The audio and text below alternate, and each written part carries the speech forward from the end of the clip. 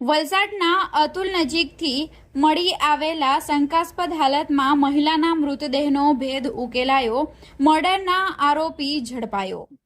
વલસાડમાં ચકચારી murder case ભેદ ઉકેલાયો છે। અતુલ રેલવે સ્ટેશન નજીક આવેલી વાડીમાંથી હાથપગ બાંધેલી હાલતમાં વૃદ્ધાની સડેલી લાશ મળવાનો ગુનાનો વલસાડ પોલીસે ગણતરીના કલાકોમાં પર્દાફાશ કર્યો છે। આ હત્યા પાછળ સાસુ અને જમાઈ વચ્ચેના આડા સંબંધો તેમજ કૌટુંબિક કલેશ જવાબદાર હોવાનું સામે આવ્યું છે।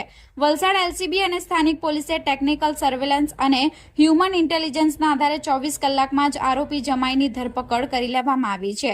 અતુલ સ્ટેશન પાસેથી એક વાડીમાંથી દુર્ગંધ આવતા લોકોએ ઘટનાની જાણ પોલીસને કરી હતી। પોલીસે તપાસ કરતા વૃદ્ધાની લાશ અત્યંત વિકૃત અને સડી ગયેલી હાલતમાં મળી આવી હતી। મૃતકના હાથ અને પગ દોરડા વડે બાંધેલા હતા। ઘટનાની જાણ થતાં જ પોલીસ કાફલો ઘટના સ્થળે દોડી ગયો હતો અને આગળની વધુ કાર્યવાહી હાથ ધરી હતી।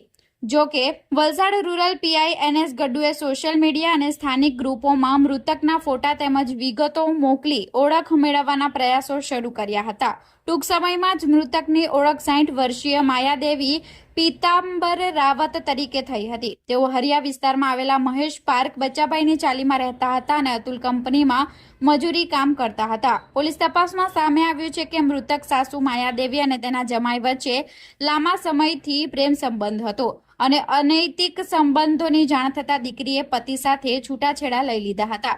છૂટાછેડા લીધા બાદ જમાઈએ અન્ય યુવતી સાથે બીજા લગ્ન કરી લીધા હતા। જમાઈના બીજા લગ્ન થતાં જ સાસુ અને જમાઈ વચ્ચે અવારનવાર ઉગ્ર ઝઘડાઓ થવા લાગ્યા હતા। આ અદાવતમાં જમાઈએ સાસુની હત્યાનો પ્લાન ઘડ્યો હતો। તે સાસુને અતુલ સ્ટેશન નજીક અવાવરું વાડીમાં લઈ ગયો હતો અને ત્યાં હાથપગ બાંધીને હત્યા નિપજાવી હતી। તારીખ 16મી મેના રોજ આશરે બપોરે 4 વાગ્યાની આસપાસ વલસાડ રૂરલ કુમની અંદર કોલ આવેલ કે અતુલની જે ઘાસિયાવાડી છે રેલવે કટરાની બાજુમાં, ત્યાં કોઈ અજાણી સ્ત્રીની લાશ પડી છે જે પહોવાયેલી હાલતમાં હોય, ગંધ મારતી હોય। ત્યાં જઈને પોલીસે તપાસ કરતાં એક સ્ત્રી જે અજાણી સ્ત્રી હતી કે જેની લાશ હતી જે થોડી ડિકોમ્પોઝ થવાની ચાલુ થઈ હતી, તો એને સાડીથી જ એના હાથ પગ બાંધેલા હતા અને એને થોડું માથામાં થોડી ઈજા હતી અને લોહી હતું। તો તે બાબતે વલસાડ રૂરલ પોલીસ સ્ટેશનની અંદર બીએનએસ કલમ 103(1) મુજબનો ગુનો દાખલ કરી અને તપાસ છે એ સિનિયર પીઆઈ સંભાળી લીધેલી હતી। વત્તા આ અજાણી સ્ત્રીની લાશ હોય એ ગુનોને ડિટેક્ટ કરવા માટે વલસાડ રૂરલ પોલીસ સ્ટેશન ઉપરાંત એલસીબીની અલગ અલગ ટીમો બનાવી અને કાર્યવાહી શરૂ કરવામાં આવી હતી। અને તે અનુસંધાને આ જે અજાણી સ્ત્રીના જે મૃતદેહના ફોટો છે એ આજુબાજુની અંદર વિસ્તારમાં જઈને સર્ચ કરતાં આ જે સ્ત્રી છે એ માયાદેવી પાસવાન તરીકેની ઓળખ થતી હતી, જે અતુલની અંદર ગાર્ડનર તરીકે કોન્ટ્રાક્ટની છૂટક મજૂરી કરતી હતી।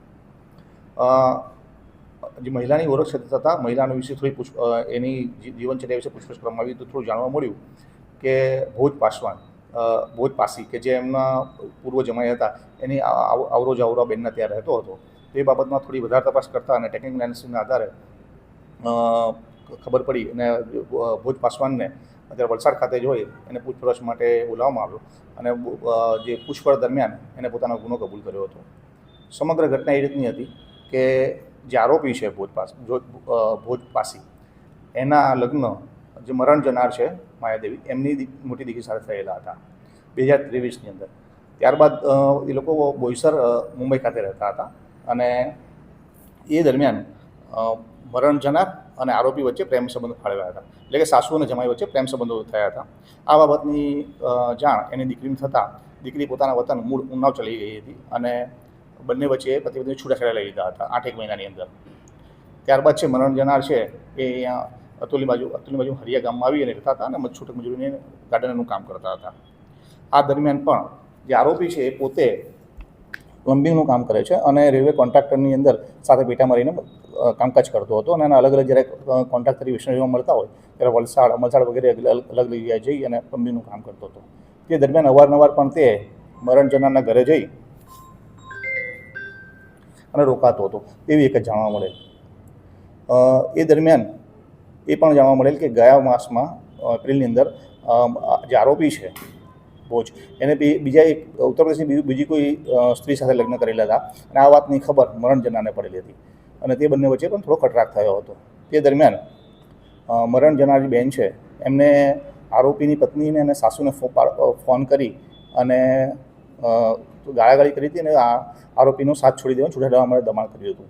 આ બાબતથી બંને વચ્ચે થોડો ઝઘડો થયો હતો અને આ વાતની આરોપી એ સમાધાન માટે બંને આરોપી અને મરણજના બંને ભેગા થયા હતા અને અતુલ જે ઘાસિયાવાડી છે ત્યાં ભેગા થઈ બંને સાથે બેઠા હતા અને તે દરમિયાન સમાધાન માટે ભેગા થતાં થોડીક ઉશ્કેરાટમાં આવી જતાં બંને થોડી ઝપાઝપી થઈ હતી અને આરોપીએ તેમને ઢીકાપૂટુનો માર મારેલો હતો તથા માથામાં પથ્થર અથવા બીજું કોઈ ડિસ્મિસ જેવું કોઈ સાધનથી ઈજા કરતા આ બેન ત્યાં ઈજાગ્રસ્ત થયા હતા અને તે દરમિયાન મરણ જતાં આ આરોપીએ જે બેનની સાડી પહેરી લીધી એ સાડીનો ઉપયોગ કરી અને બેને હાથ પગ બાંધી એમને જોડીમાં બનાવી અને નજીકના નાળામાં ફેંકી દીધા હતા.